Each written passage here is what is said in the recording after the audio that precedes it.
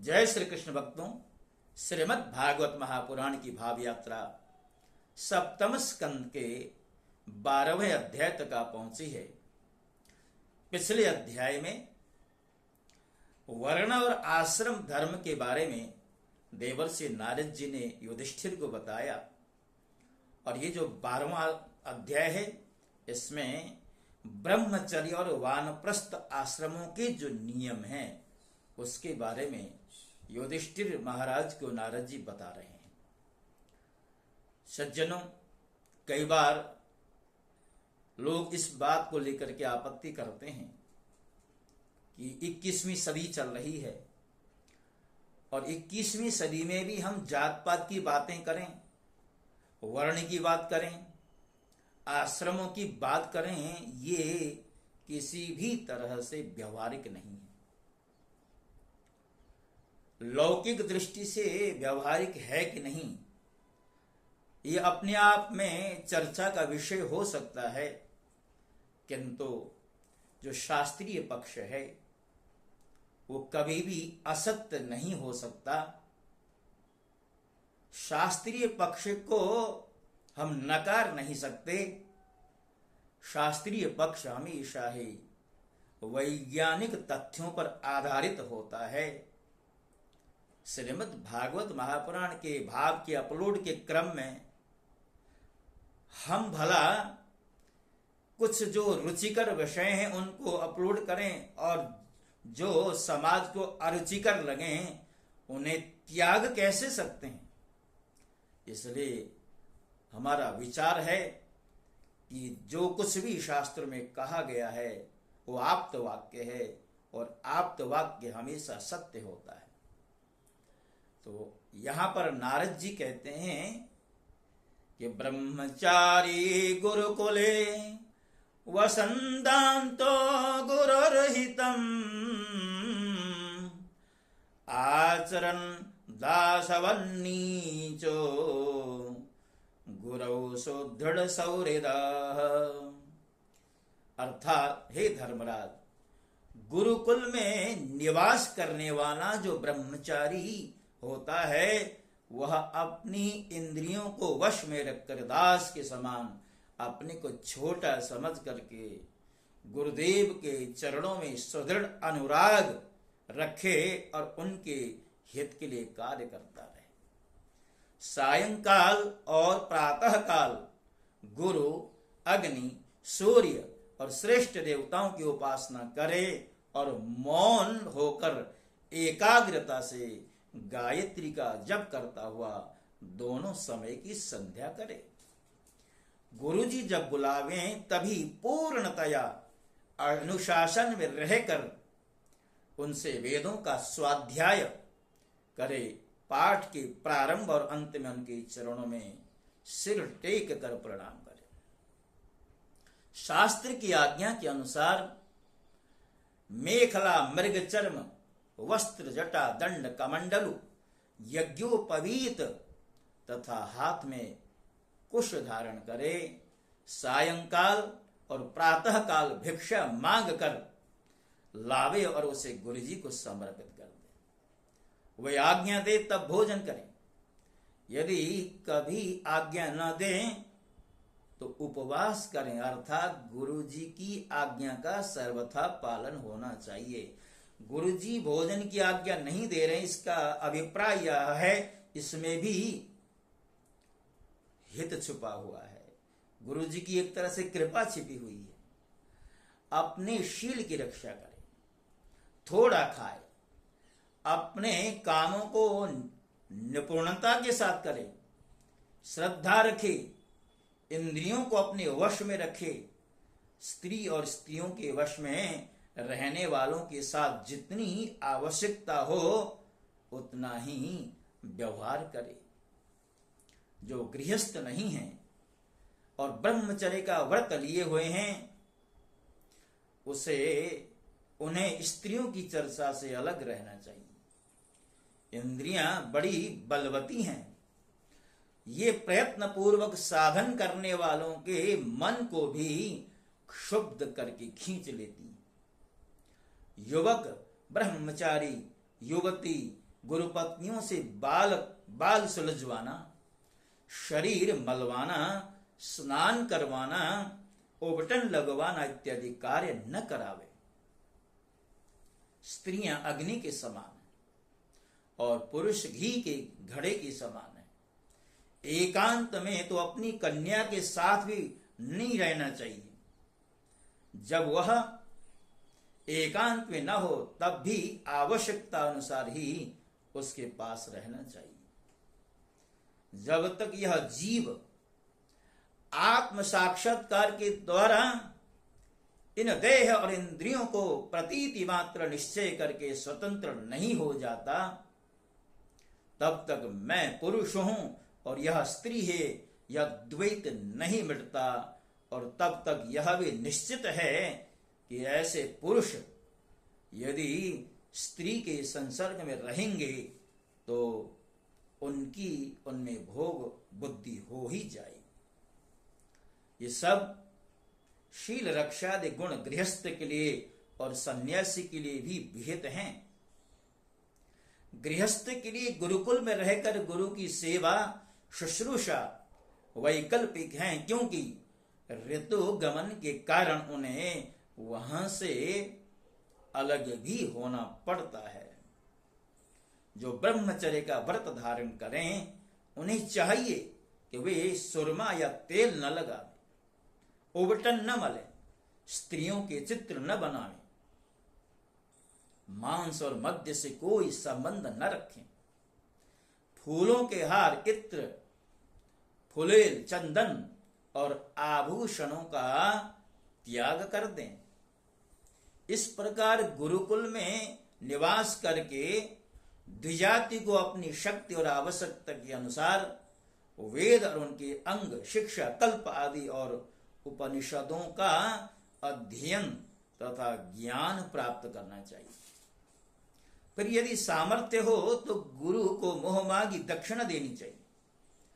इसके बाद उनकी आज्ञा से गृहस्थ, वानप्रस्थ अथवा संन्यास आश्रम में प्रवेश करे या आजीवन ब्रह्मचर्य का पालन करते हुए उसी आश्रम में रहे।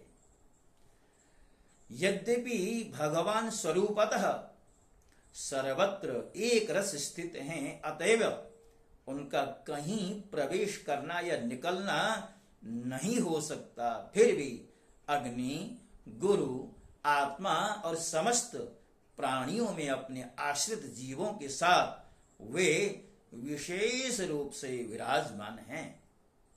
इसलिए उन पर सदा दृष्टि जमी रहनी चाहिए।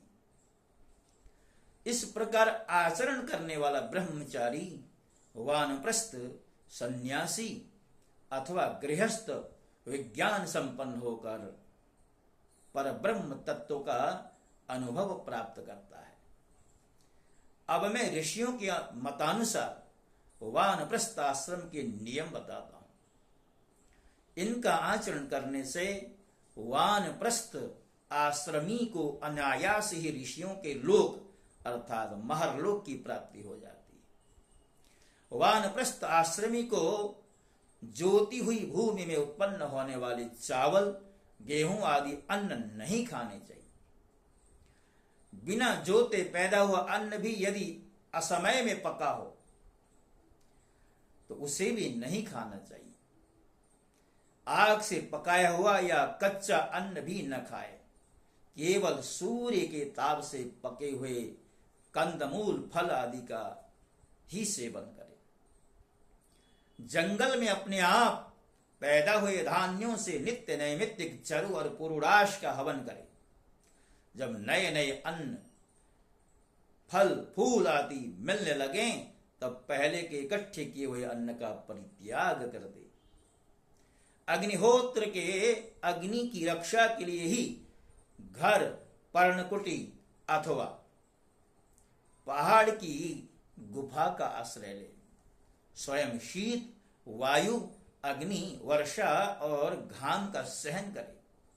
सिर पर जटा धारण करे और केश, रोम, नख एवं दाढ़ी, मूछ न कटवाए तथा मैल को भी शरीर से अलग न करे। कमंडलु, मृग चर्म, दंड वल्कल वस्त्र और अग्निहोत्र की सामग्रियों को अपने पास रखे। विचारवान पुरुष को चाहिए कि 12, 8, 4, 2 या 1 वर्ष तक वानप्रस्थ आश्रम के नियमों का पालन करे। ध्यान रहे कहीं अधिक तपस्या का क्लेश सहन करने से बुद्धि बिगड़ न जाए। वानप्रस्थी पुरुष जब रोग अथवा बुढ़ापे के कारण अपने कर्म पूरे न कर सके और वेदांत विचार करने की भी सामर्थ्य न रहे, तब उसे अनशन आदि व्रत करने चाहिए। अनशन के पूर्व ही वह अपने आहवनीय आदि अग्नियों को अपनी आत्मा में लीन कर ले। मैंपन और मेरेपन का त्याग करके शरीर को उसके कारणभूत तत्वों में यथायोग्य भली भांति लीन कर दे। जितेंद्रिय पुरुष अपने शरीर के छिद्राकाशों को आकाश में, प्राणों को वायु में, गर्मी को अग्नि में, रक्त कफ पीव आदि जलीय तत्वों को जल में और हड्डी आदि ठोस वस्तुओं को पृथ्वी में लीन कर दे। इसी प्रकार वाणी और उसके कर्म, भाषण को उसके अधिष्ठाता अग्नि में, हाथ और उसके द्वारा होने वाले कला कौशल को इंद्र में, चरण और उसकी गति का काल स्वरूप विष्णु में, रति और उपस्थ को प्रजापति में, एवं पायु और मलोत्सर्ग को उनके आश्रय के अनुसार मृत्यु में लीन कर दे। श्रोत्र और उसके द्वारा सुने जाने वाले शब्द को दिशाओं में, स्पर्श और त्वचा को वायु में, नेत्र सहित रूप को ज्योति में, मधुर आदि रस के सहित रसेंद्रियों को जल में, और हे युधिष्ठिर, घ्राणेन्द्रिय एवं उसके द्वारा सूंघे जाने वाले गंध को पृथ्वी में लीन कर दे। मनोरथों के साथ मन को चंद्रमा में, समझ में आने वाले पदार्थों के सहित बुद्धि को ब्रह्मा में, तथा अहमता और ममता रूप क्रिया करने वाले अहंकार को उसके कर्मों के साथ रुद्र में लीन कर दे। इसी प्रकार चेतना सहित चित्त को क्षेत्रज्ञ अर्थात जीव में और गुणों के कारण विकारी से प्रतीत होने वाले जीव को परब्रह्म में लीन कर दे। साथ ही पृथ्वी का जल में, जल का अग्नि में, अग्नि का वायु में, वायु का आकाश में और आकाश का अहंकार में, अहंकार का महत्तत्व में, महत्तत्व का अव्यक्त में और अव्यक्त का अविनाशी परमात्मा में लय कर दे। इस प्रकार अविनाशी परमात्मा के रूप में अवशिष्ट जो चिद वस्तु है वह आत्मा है, वह मैं हूं, यह जानकर अद्वितीय भाव में स्थित हो जाए। जैसे अपने आश्रय काष्ठादि के भस्म हो जाने पर अग्नि शांत होकर अपने स्वरूप में स्थित हो जाता है, वैसे ही वह भी उपरत हो जाए। भक्तों, ये जो अध्याय है 12वां अध्याय, इसमें ब्रह्मचर्य और वानप्रस्थों के जो नियम हैं नारद जी के द्वारा युधिष्ठिर जी को बताए हैं। और हो सकता है आज की जो स्थिति है, आज का जो समय है, उसके अनुरूप ये अव्यावहारिक लगे, किंतु हमारा दायित्व है कि हम शास्त्र पक्ष को मजबूती के साथ समाज में प्रस्तुत करें। और ये जो पक्ष है इसमें कोई मिलावट नहीं है, हमने अपनी तरफ से कुछ जोड़ा घटाया नहीं है। और हम विद्वानों को चाहिए कि शास्त्र को हूबहू यथा रूप में, जैसा कि अंग्रेजी में कहते हैं एज इट इज, समाज में रखा ही जाना चाहिए। और यही हमारा छोटा सा प्रयास है श्रीमद् भागवत महापुराण की भाव यात्रा जो श्रीमद् भागवत के महात्म्य के प्रथम अध्याय से आरंभ हुई थी, अब यह यात्रा सप्तम स्कंद के 12वें अध्याय को पूर्ण कर चुकी है। और मैं ऐसी आशा करता हूं कि धीरे धीरे यह यात्रा श्रीमद् भागवत की पूरी भाव यात्रा सिद्ध हो जाए, अर्थात संपूर्ण भागवत आपके समक्ष रखी जा सके। ये कामना मैं ईश्वर से करता हूं। और आपसे एक ही कामना जो बराबर होती रही है, हमारा जो चैनल अभी बाल्यकाल में ही है, समझ लीजिए 1000 सब्सक्राइबर कम से कम होनी चाहिए। अभी तो 500 की संख्या भी पूरी नहीं हुई है और मैं ऐसी अपेक्षा करता हूं आपके सहयोग से ये संख्या पूरी होगी। दिनानुदिन हमारा चैनल और आगे बढ़ता जाए, इन्हीं कामनाओं के साथ आपसे विदा होता हूं। जय श्री कृष्ण। ओम नमो भगवते वासुदेव।